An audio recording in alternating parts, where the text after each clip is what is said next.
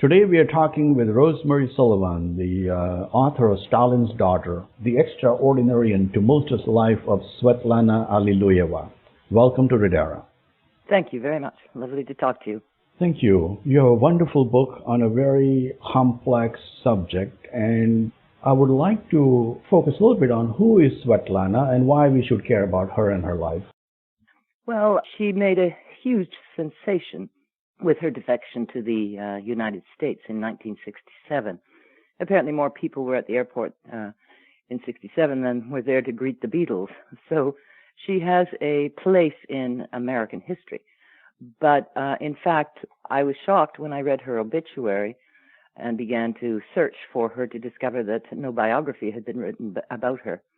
And there were two phrases that she was quoted as saying in her obituary. One was, no matter where I go, to an island, to Australia, I will always be the political prisoner of my father's name.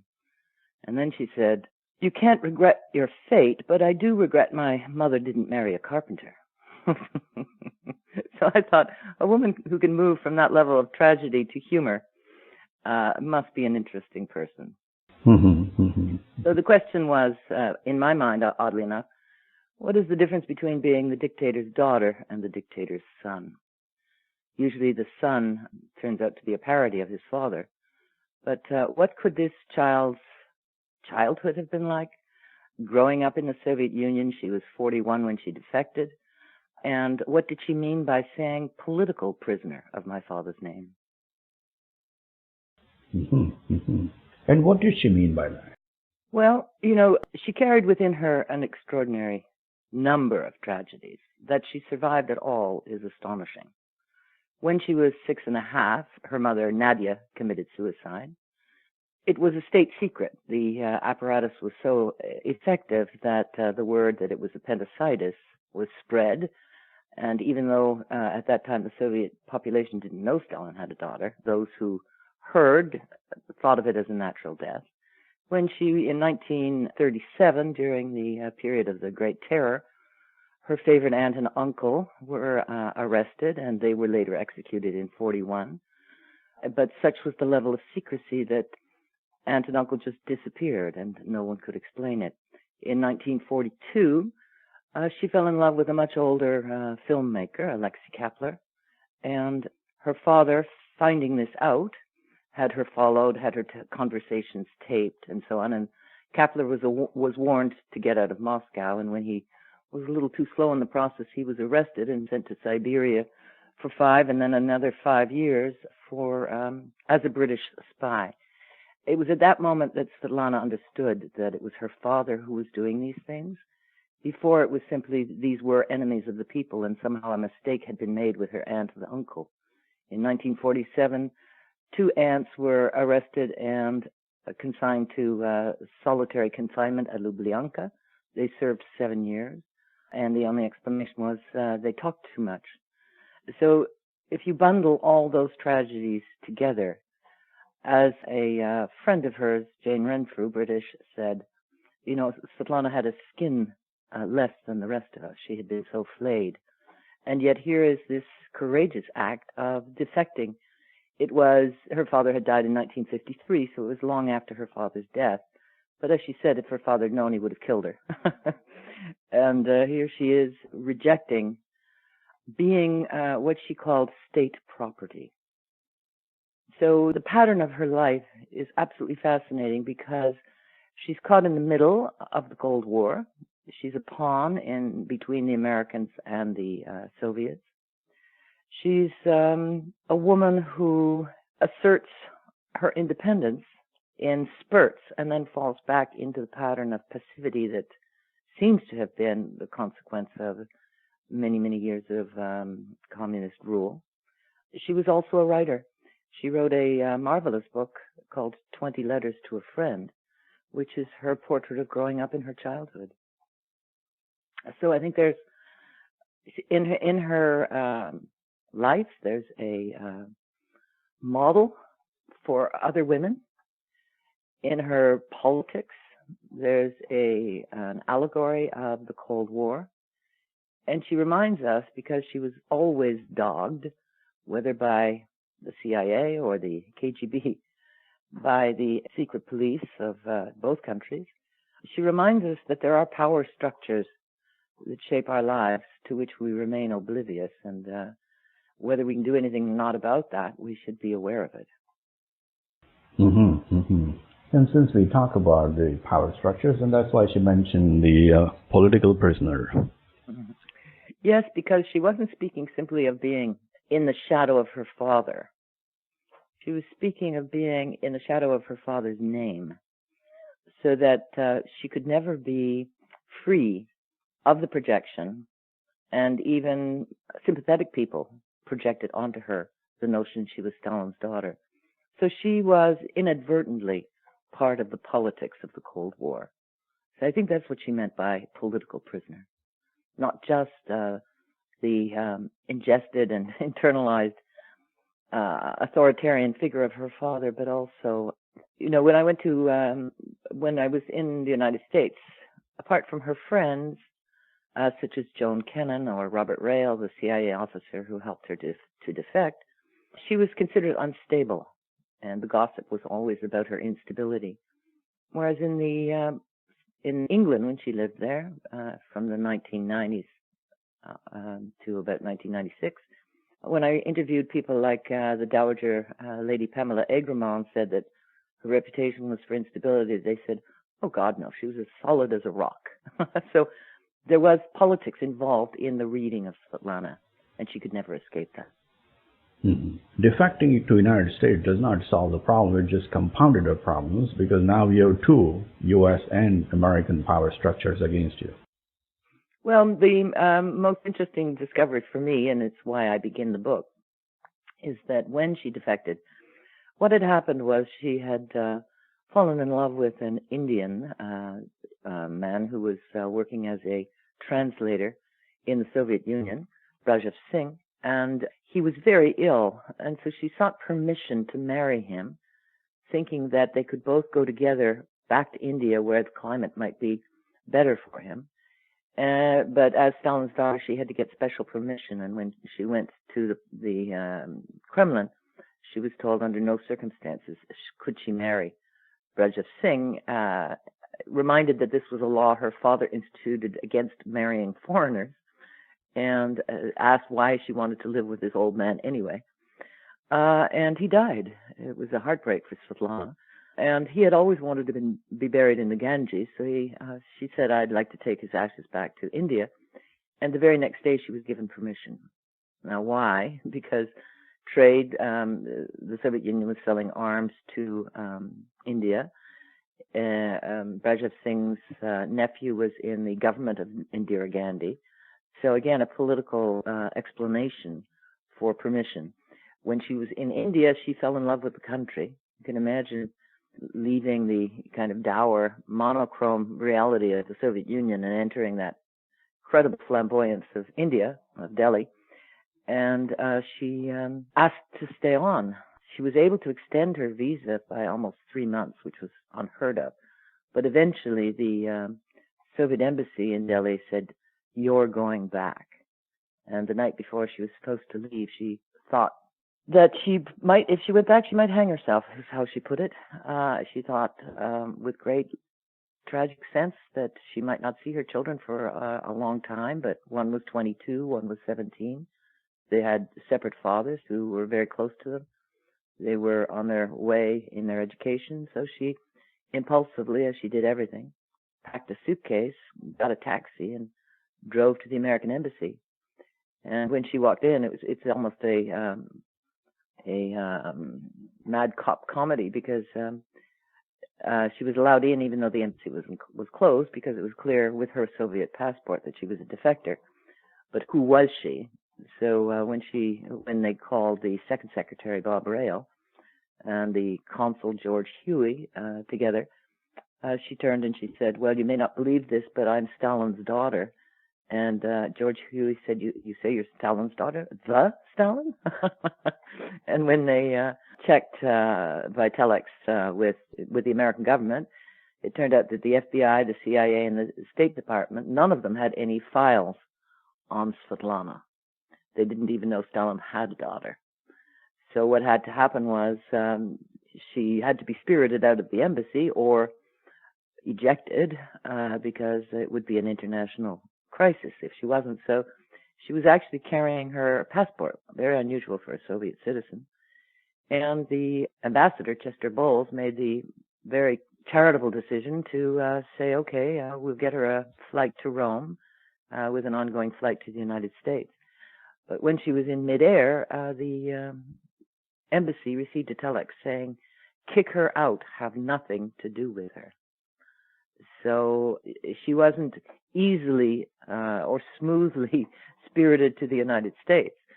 She was, in fact, rejected. And the State Department hurriedly looked for a country that would take her. And finally, the Swiss were in agreement. She could stay in Switzerland as long as she didn't make any political statements. So she was parked in Switzerland, and when she finally entered the United States, it was on a tourist visa to consult her publishers about the manuscript that she was carrying. Not exactly a celebration of a defector, but very curious move on the part of the Americans. At the height of the Cold War, if they were looking for propaganda, this was the best propaganda they could have. So she left from New Delhi in 1971 via Rome to Switzerland, and then eventually... Sorry, 1967. Oh, 1967, okay. And then she went from there to Switzerland and then on to U.S. after a few months, I would guess. Yes, just actually about 6 weeks. But in the meantime, the diplomat, remarkable man in his way, George Kennan, was sent to determine who she was. And when he read her book, which he admired very much, he immediately called his friend Greenspon, General Greenspon, who had a literary agency, to come and help her sell her book. What happened was, because of the intervention of the Greenbaum agency, suddenly this book, which she had written for the drawer, it was in effect samizdat literature, was sold for, well, she, in her contract, received $1.5 million for that book. It had outsold any other book except perhaps Churchill's memoirs, because everybody wanted to read a book by Stalin's Daughter. So when she arrived in the United States, she was not a principal defector, but a Soviet citizen who had written a book worth $1.5 million. And she was actually a woman who didn't understand, as I suspect few Soviets did, the concept of money, nor did she understand the notion of a public. So, in fact, her arrival, which was whirlwind and, with secret agents and private detectives, because there had been wind through the FBI of a possible extraction plot by the Soviets. I failed to mention that on the flight, Svetlana and Robert Rail were on the flight. An American journalist discovered the gossip that Rail was really CIA, phoned the embassy in New Delhi and said, if you don't disclaim this, it'll be in the newspaper next morning, and there was no comment. So suddenly she was being spirited out of New Delhi by a CIA officer. So the Russians were able to say that she was kidnapped by the CIA. So her whole life was one intrigue after the other. But her arrival as a woman with money in the United States was about the most tragic possibility for Svetlana, because in fact she was therefore hunted, as it were, by fortune hunters, right? Stepping back a little bit, you had a very nice explanation of how the defection happened, but winding back a little bit, how was the life in Kremlin at the time when Stalin was in power, and especially for Svetlana? What were the benefits and what were the perks she was enjoying that most common person would not even be able to dream of? One could say flatly food, but in fact Stalin was reasonably abstemious as a dictator. He did not accumulate wealth, so they lived in an apartment in the Kremlin. They did have one of the confiscated dachas. If one would fault Stalin for acquisitiveness, you would say that he did have a passion for dachas and ended up with many. But her life was not the life of a British royal or something like that.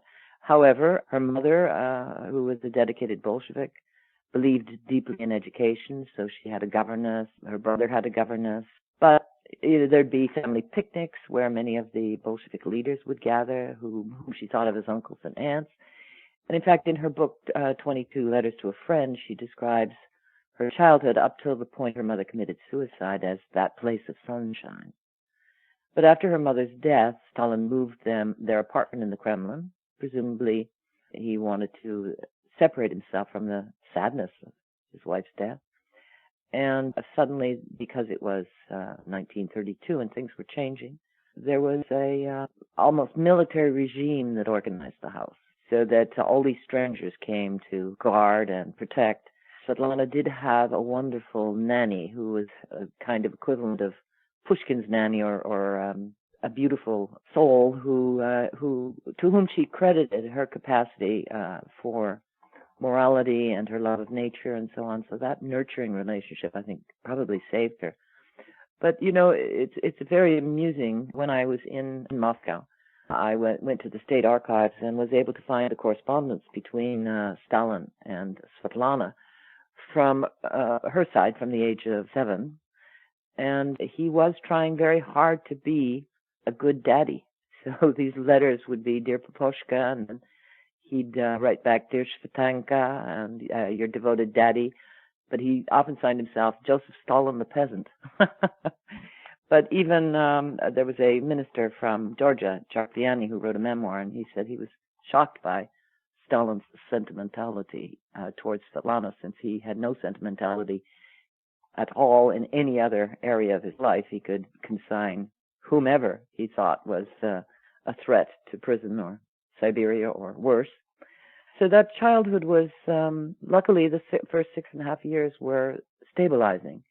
But after that, when she went to the best school in Moscow, which was called Model School 25, and, it's fascinating how in Russia, every building that has any historical importance has a museum. So there's a tiny little museum in Model School 25, as there is on the house on the embankment where she later lived. And you see what a brilliant education she had. But also from the years, 37 till the war, the terror impacted the school as well. There was a huge search for enemies and enemies of the people and so on that was devastating. So it was, of course, a privileged childhood in that there was always food on the table at a time when there was famine in the Ukraine and so on. But it wasn't at the level of luxury or indulgence that we normally would think. You describe in the book in great detail that Svetlana had many lives, and in early life, when she was very close to her mom and others, many of her very close and loved ones in the family disappeared. And as we touched upon it earlier, that must have started as I guess she grew up. When she started understanding what was happening around her, that must have sown the seeds of the sadness that she probably was not able to wean herself off later in life. Absolutely. Of course, I interviewed Svetlana's daughter, and I remember a particular moment when it's dramatic in my mind because as I was interviewing, Chris was sitting in front of a window and the twilight was descending, and she said there were moments when my mother would fall into the night terrors of a child, and you couldn't comfort her, and you didn't know what provoked it. So yes, the pain, but I was very impressed when she was asked by a woman who was writing a book in the 90s, Rosamund Richardson, "Oh, you've suffered so much." And she said, "I didn't suffer. It's the people who went to the gulags who suffered." And that's quite an extraordinary statement to make. But to pick up, when she finished Model School 25, she went on to university, studying political science as her father dictated rather than literature, which is what she wanted. But then she worked at the very impressive Gorky Institute. And after her father died, in 1953, in 1956, Khrushchev made his secret speech, which was delivered, not so secretly, at all the public institutions, and it was read out at the Gorky Institute. And you can imagine in that secret speech, as you know, he accused Stalin of creating the cult of personality, of promoting interrogation with torture, of being responsible for the gulag, all the sins of the 30s were put on only on Stalin's head. And she sat there in the audience feeling, of course, absolutely devastated. And the later dissident writer, Andrei Sinyavsky, was kind enough to come and help her on with her coat, at which point she burst into tears. So you can imagine carrying that weight. So how slowly did Svetlana come to understand who her father was?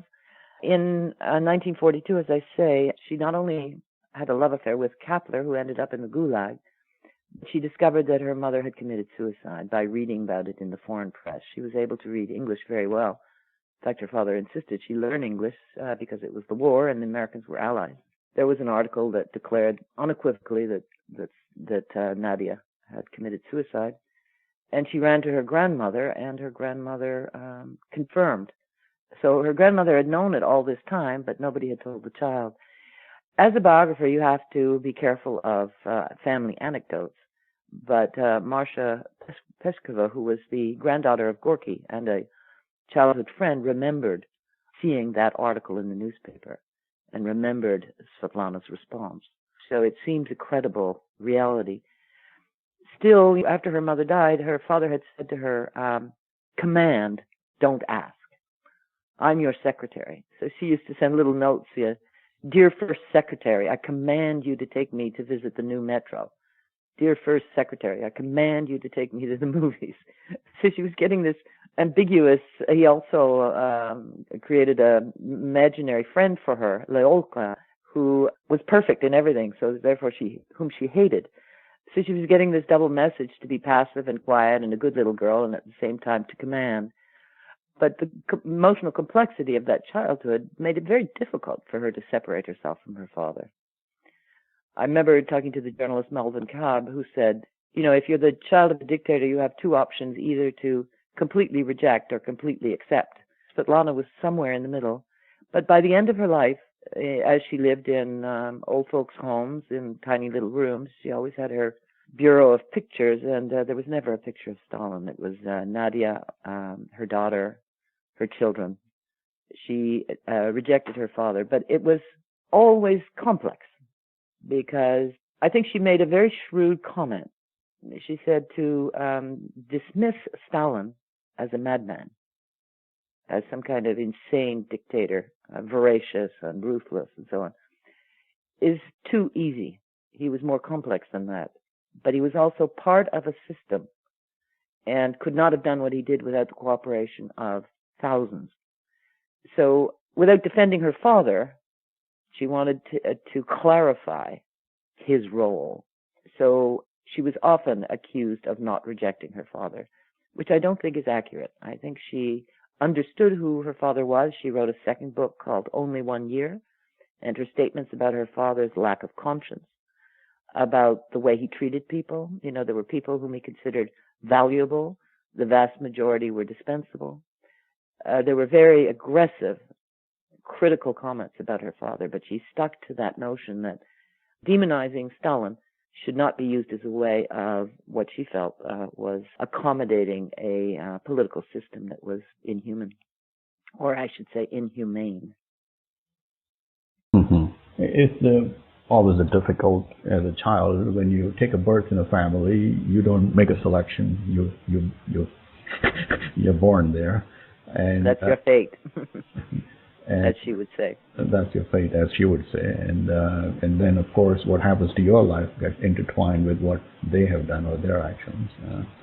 But, of course, it's not easy to either be 100% with him, meaning his father, or be against him.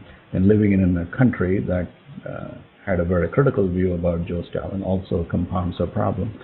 But was she able to ever, even in later life, rise above that and bring her personality out or get out of the shadow of her father? Did she ever, of course we know she couldn't, but did she ever make any attempts to find some peace or contentment in her otherwise tumultuous life? That was the whole pattern of her life. I interviewed Stalin's grandson, Sasha Berdomsky, and he said, you have to understand, Svetlana was never running from, she was always running towards.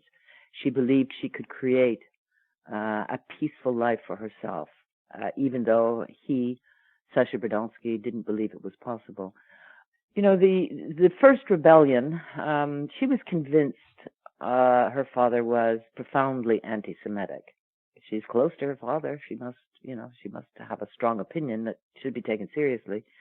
That plots like the Doctor's plot, which was particularly targeting Jewish people and the Jewish doctors, was not simply a political strategy as he was cleaning out the Politburo and his rivals, but was in fact a product of his anti-Semitism. And the first man she married was Jewish, Gregory Morozov, and her father said, I'm not going to stop you marrying, but I will never meet your husband. And indeed, Stalin never met Svetlana's husband, and he was willing to meet her child, which he did once or twice. And those were moments that were terrifying for Svetlana because she believed that he would disown the child because he was part Jewish. So that was the first rebellion. And, you know, that's when you try to put your imagination into that and think about it. That was a pretty strong rebellion. Nobody rebelled against Stalin. What was driving Svetlana, this longing for a peace, was always framed in terms of the relationship that would, the love affair that would turn into marriage. But when you list the people she fell in love with, one was David Smoilov, who was certainly anti-Stalin, and Andrei Sinyavsky, who was a dissident and expelled from the Soviet Union. The people she searched out were noted enemies, if you want, of first Stalin and then after Stalin's death of communism. So she did constantly search for that independent life. I think achieved it when she wrote her books and when she dealt with the response to her books. I was able to find in Svetlana's own papers a document which was minutes of a KGB meeting with Andropov as head of the KGB, in which they were discussing ways to sabotage her book. And one of the ways was to claim that she didn't write it, that it was the collective work of a bunch of anti-communists, the people she actually thanked in the book. But her publisher and those around her said, that's so absurd because you could never dictate to Svetlana. She was always in control. So did she achieve? She did, but the shadow would always come back. And so it's possible to look at her life. Her daughter suggested she probably moved about 30 times, packed up, moved. And she was always not in flight from, but wishing to escape and establish her own life. And by the end of her life, there's a very moving letter that she writes to one of her close British friends, Philippa Hill, in which she says, I've discovered that the point of life is not ambition, it's not achievement, it's the capacity to be truly yourself. And which she found very hard to achieve on a consistent basis. Most of us do. Now, as you went through writing this book, was there any indication that in her choice of defection to the United States, there are more than 100 countries? Why United States? She could have found, if she was looking for peace, in a great spiritual country of India or many other Asian nations. She didn't have to go and pick a country that was so against her father and still live in the shadow of the two power structure. Yes, she could not have stayed in India. The ties between India and the Soviet Union were so strong that she would immediately have been returned to the Soviet Union. Clearly, that was demonstrated by the fact that asking to take Brezhnev Singh's ashes to India, which she assumed was an absurd and impossible request, was granted. It was very evident that she could not have stayed in India. She had to find a country strong enough to resist her expulsion. She had walked past American Embassy. It was, a 5-minute drive. It was a very scary drive for her, you can imagine. In the back of a taxi, wondering if, in fact, she'd be seen escaping with her small suitcase. It was a cloak and dagger effort. When she was in the airport in Rome and refused the right to continue on to the United States, she and Robert Rail were put in an apartment, which was declared international territory, so that it was clear that she had never entered Italy, because the Italians were worried about the power of the Communist Party in Italy. When the American State Department sought a country that would take her, they asked Australia, they asked New Zealand, All of them turned her down because they didn't have the capacity to stand up to the Soviets. And finally, it was the Swiss, with their tradition of neutrality, who said that she could stay there for the interim until they discovered what to do with her. She was asked if she would go to South Africa, and she said no, because she was an educated Soviet and knew all about apartheid and was not going to live in a country that had the system of apartheid. So did she have options? Not many. There were not many countries that, could she have gone to China? Perhaps, but why? I understand. She knew that she had to have a nation that would be able to stand up against the United States. That's right. The Soviet Union at that time. Yeah. We touched upon it, and then you gave us a very good glimpse of she was always moving from one place to the other place, even in the United States. Was there ever a point in time she said it's time to settle down and just be whatever it is and find the contentment in that, or she couldn't do that until the very late age in life when she almost became incapacitated or frail? I think there was never a moment, but there were always complexities. When you write biography, you try to keep a distance from the subject. It's obvious that I have empathy for Svetlana, but it's also in reading reviews of my book, the reviewers have said that I do not force a conclusion. So you see the warts, if you want to call them that, of Svetlana. She was an emotionally volatile woman and also an extremely impulsive woman. So when she felt hurt, then she would explode. So, for instance, when she moved to England, she claimed, and there was, again, you have to be careful as a biographer, but there was reasonable grounds to believe this, that she discovered that she was receiving a stipend from the CIA. She thought, in fact, she was receiving money for translations she was doing, but no translations or books to translate came to her. When she discovered this, she said, I'm not going to be in the pay of any agency, KGB, CIA, or whatever, and decided to move to England. It's also probable that she thought that maybe life in England would be great. She talked to Sir Isaiah Berlin and thought he would be her patron as a writer. She thought her life as a writer might be better there. She had one commitment, which was that her daughter had to have the same sophisticated and wonderful education that she had. She didn't believe in public schools because she thought those would be state schools, and she connected those with state schools in the Soviet Union. So she kept sending her daughter to private school, but she had limited resources by this time because she had lost most of her money in an unhappy marriage with a architect at the Frank Lloyd Wright Fellowship, Wesley Peters. And so she defected back to the Soviet Union for 2 years. As soon as she got there, she realized what a terrible mistake she made. And she sought to return, and indeed the American government allowed her to return.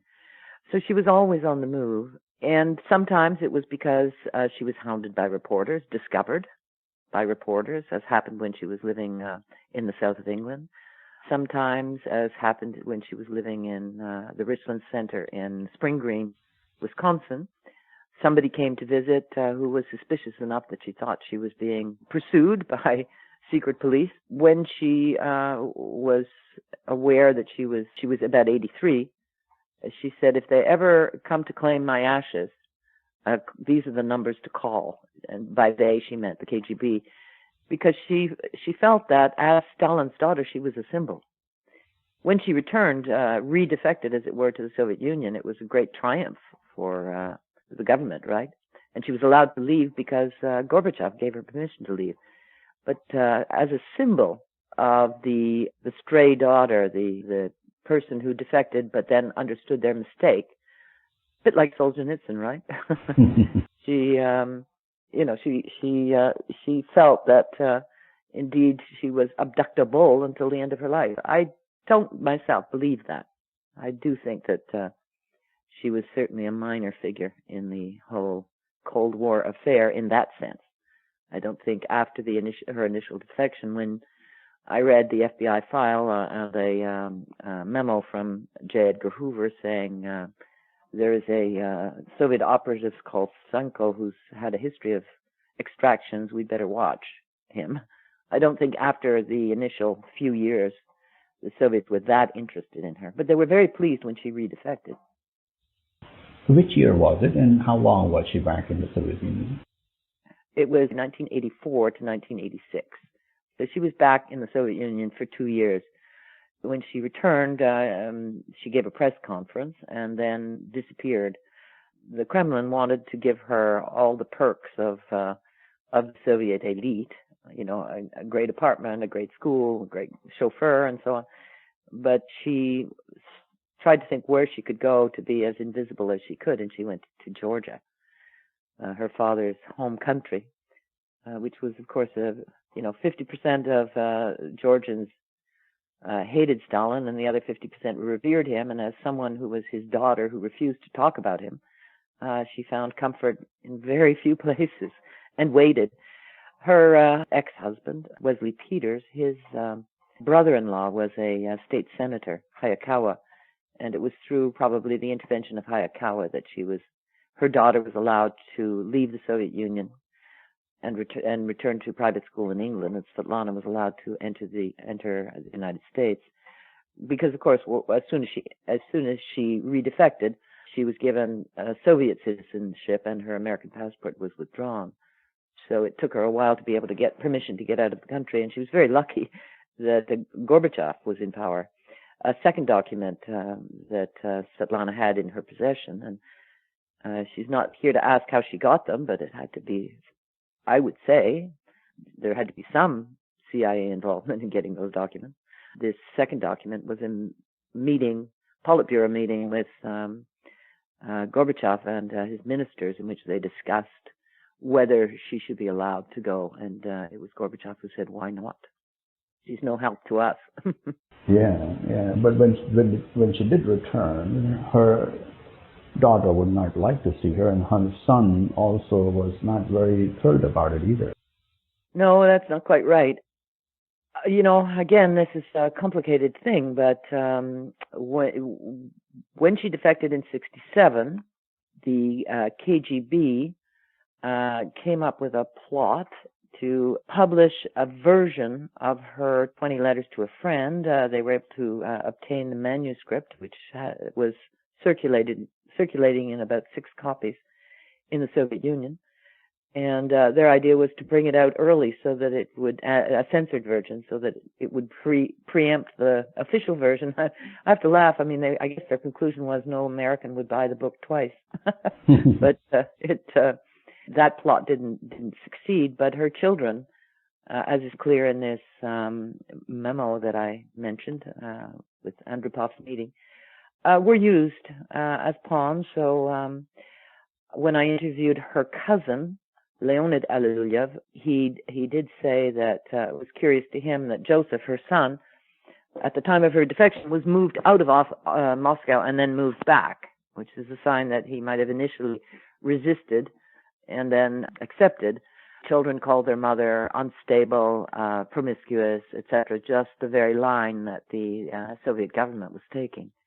Svetlana never corresponded with her children, feeling that would compromise them, which it probably would. She would seek through friends who were going to conferences in the Soviet Union news of her children. She would celebrate their birthdays every year. And then in 1984, literally out of the blue, after 17 years of silence, she received a phone call from her son Joseph saying, "Mom, I'm ill. I need you." And that was for her, she claimed, was the motive for her redefection. He had also made an effort to contact her in 1975, and that you will have to read in the book because it's very complicated, but she felt that he was being used as a way to lure her back. So her relationship with her son was complex. When she went back, they were alienated. Initially, there was an effort of real affection, but they were alienated. And as Sasha Berdansky, Stalin's grandson, said, probably Svetlana didn't take into account the work that would be needed to repair those 17 years of absence, and she would need to understand where he was coming from. But her daughter, Chris, always said that she felt that her mother was treated like the returning American who, where were the presents, the need for money, all those things, and but her daughter Katya never did, well, refused to see her mother when her mother redefected, but in 1995, Svetlana's, or perhaps it was 1993, Svetlana's book, A Letter to Granddaughters, was published, and Katya wrote her mother to say how moved she was by this. But I think her children were scarred not just by their mother's defection, but also by the isolation that they had experienced. How did she get her last name, Alliluyeva, and not Stalin? She was initially Svetlana Stalina, and then after her father died, she sought and was given permission to use her mother's name, which was a very common thing in the Soviet Union. So it was a separation from her father and an attachment to her mother, her impulse to change her name. Because Nadia came from the Alliluyeva family, her grandfather was Russian, but her grandmother was Georgian, and then they had lived in what was then Leningrad. I went to visit the Alliluyeva apartment in Leningrad, and it's, just like often happens, you hear of the poverty of the people you're writing about, and you go and see their house, and you think, gosh, I could live here. Very nice apartment, but probably pretty primitive in those days. But it was the Alliluyeva family, who were a very supportive family. I mean, Sergei, the father, who had begun as a Bolshevik, was squeezed out, as it were, had no political role eventually, and Grandma Olga was a very fierce character. Svetlana would describe going and seeing Olga, her grandmother, and Olga would say that I sit here, I serve myself tea, I'd say, here's your tea, I'd say, thank you very much, and I keep to myself. We've been speaking with Rosemary Sullivan, the author of Stalin's Daughter. That was all about the book, and it's a fascinating book. Is there any lesson or a message that you think that the reader should take away from it, or it's a very complex subject? The backdrop and the context also is not very easy, and it is geographically very spread out. But is there any central theme that people should identify with or connect with? Well, again, lesson is the wrong word. That would imply a didactic book. But I would say what's fascinating about Svetlana is that she was, in my opinion, though she was Stalin's daughter, she was quintessentially Russian. Her impulsiveness, her emotionalism, her expectation of a patron, somebody who would protect her. There were so many things, her sense of humor, her attachment to nature. But perhaps most impressive was what I would call her metaphysical appetite. She longed for some sense of the spiritual. One of the things that happened that drove her back to England, she watched the Russian film Oblomov, which is extraordinary. Begins with a child running through the pastures and among the wildflowers, waiting for Mama. But as we know from the film, Mama will never come. Mama is an elite aristocrat who has other things to do, and that attachment to nature and yet longing for the parent. Obviously, apparently Svetlana, according to the woman who was with her, sat in tears for about an hour after the film theater was emptied. So her spiritual quest is fascinating. Her dangerous assumption that her life could be solved through another, particularly a man, is fascinating. She was always looking for the other who would, and even when she married Wesley Peters, she married him in 3 weeks, and it was a plot, really, confirmed by at least 5 sources, by the Montenegrin wife and widow, Frank Lloyd Wright, to get her money, the $1.5 million for the Frank Lloyd Wright Foundation. She wanted Svetlana's patronage. Added to this was that as a Montenegrin, Olga Vanna Wright believed that there had been propaganda in the Second World War dropped in leaflets by the Germans that Stalin was hiding money in Switzerland. And so, of course, why did Svetlana stop in Switzerland to get the money? Of course, which was nonsense. It wasn't her choice to stop there, though, in fact, the version that the State Department published was that Miss Alliluyeva has decided to stop in Switzerland, as if it was her choice, for rest before proceeding with her trip. So she became this usable entity, if you want. She married Wesley Peters. It turned out he had a pathological extravagance. I spoke to her friend, the husband of Joan Kennan, who served as her lawyer, and he couldn't believe the way in which Wesley Peters spent Svetlana's money, so that by the time they separated in 2 years, her $1.5 million was down to about $300,000. But she never gave up her fantasy that living with Wesley Peters would have been the solution to her life. She had, as she called it, one moment of domestic peace when they were on his farm, and she had her newly born Olga, she called her daughter, on her knee, with her husband and stepson coming towards her, and that was everything she wanted. That was her version of life. She had the wrong man. He was an internationally known architect. He would never have filled her domestic fantasy. And she had to wean herself of that notion of the other who would complete her. I think that's a very good lesson for many women to learn.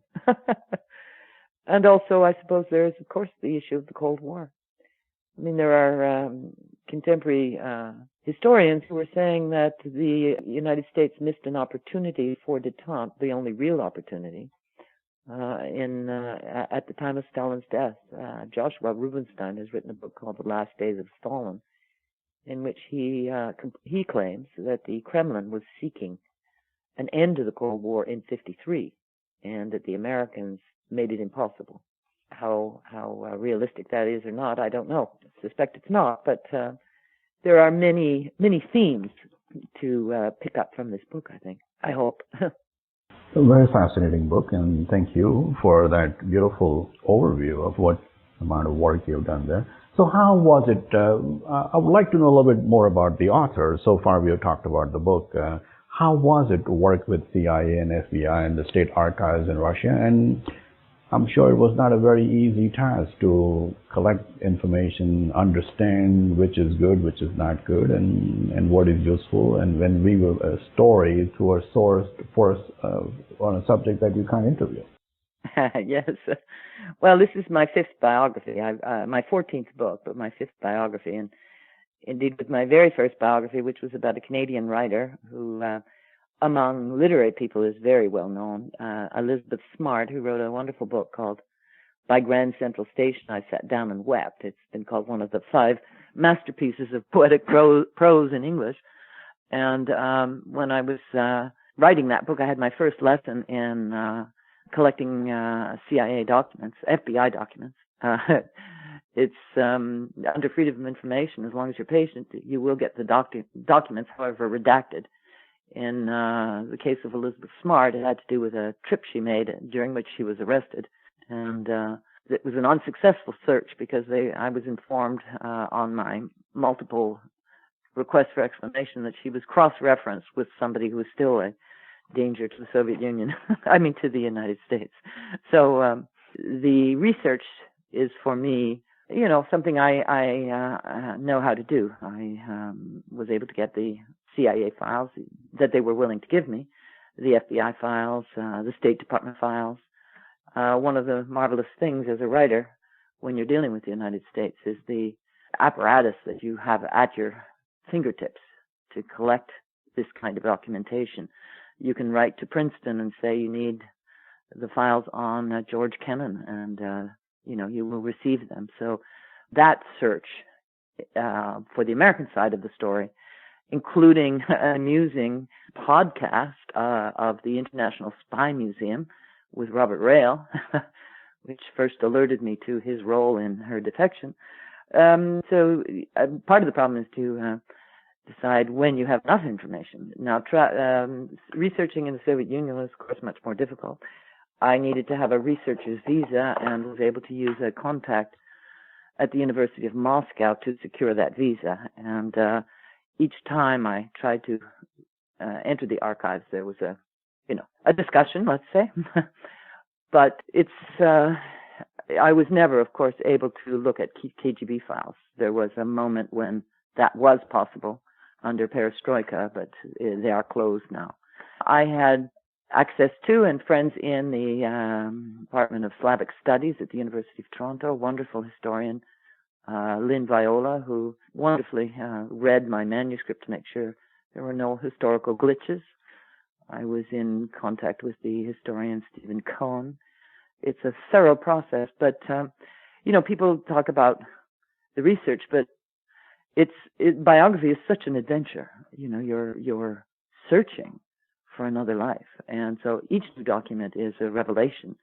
It's not as if it's a burden. And so when I found by a circuitous route a way to reach the family in the Soviet Union, I thought, my God, I'm going to be interviewing Stalin's grandson. And one interview leads to the next interview. The important thing is to make sure you are convincing in your knowledge of the material when you interview somebody. But I was able to go down to the United States to stay with Robert Rale and his wife for 3 days, as he told me his experience with Svetlana. Joan Kennan was remarkably, the daughter of George Kennan, was remarkably open. And in England, when you get one contact, you get everybody. So I was able to interview a very close friend of hers, Mary Burkett, and about 8 people in all gave me a portrait of her. I even phoned Mexico to talk to a former Mexican diplomat who had known Svetlana. So you travel, you have adventures, and you try to hone in on the mystery of another life. I would also say that, of course, there's never the biography. There's a biography. So the book is, in some ways, if you want, a kind of dialogue between me and Svetlana. But I'm pretty confident from the many affirmations of my reading of her that I've come close to the truth, because those friends who'd known her and whom I've interviewed often wrote to me and said, I got the woman they knew. Since that book, at least 3 of the principals have either died or lost their memory. So there was a moment in time to do that book. But I love the idea of biography. It's you have to have the narrative drive of fiction, because a life is a narrative. But everything you say has to be documentable. One reviewer amused me by saying, as he was reading, he came across, he didn't identify what, but some other spontaneous, kind of unexpected turn in Svetlana's life. He said, "You got to be kidding." But then he said, "I checked the footnote." So it makes you feel that life is, a biographer can get away with a narrative that no fiction writer could, because it wouldn't be believed. But you, as a biographer, can say how life is often much more chaotic and extreme and powerful than even fiction. Very well said. I'm sure with such a organized approach you have and very meticulous, detailed way you do things, there are other projects in the offing that you may be at liberty to discuss in whatever great specificity or vagueness. Well, my husband is from Chile. I'm not sure why I have this fascination with power. Perhaps it's because I'm Irish and grew up in Quebec, and I need to see how politics interlace our lives. I went myself, almost like Svetlana, spontaneously, without too much thought, to the Soviet Union for the first time in 1979, when it was the still high communism, and was astonished by and moved by Russia. And my husband was a political exile from Chile, so we went to Chile. I went to Chile for the first time in 1985 under Pinochet, and I think I'm going to be returning to that ground in my next book. But how dictatorship grows and is acquiesced in is absolutely fascinating. I'll make a political comment here. I mean, when people watch the Republican convention and think there's going to be this standoff between Donald Trump and Hillary Clinton, and one of them's going to win and whatever, but the underbelly of anger and bitterness and indeed hatred that's been swirling, people have to think that that will have to be exercised in some way. There will have to be a return to civility, because if it's not, it's a very, very dark possibilities come out of it.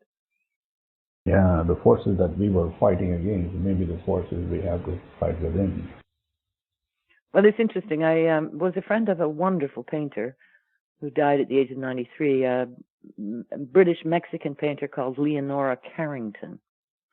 Wonderful, wonderful surrealist painter, known as the mistress of Max Ernst, which I think is ridiculous because, in fact, she was a great artist in her own right. But I once asked her, I said, why are dictators afraid of art? And she said, because it gets inside. You either fear it or it brings you joy. And I'm thinking, okay, I don't know what's going to oppose this collective fear that seems to be sweeping everywhere, but art, maybe the environmental movement where we have to take seriously how we're destroying the environment. Something we have to get to work because these are dark times. Well, it was a pleasure to talk to you, and I would recommend people to look at the book and consider reading it. There are some fascinating moments about the extraordinary and tumultuous life of Svetlana. Thank you very much for your time, and please do let us know if you write another book. We would love to hear more about it. Okay, and thank you for the interview. Thank you. You're welcome.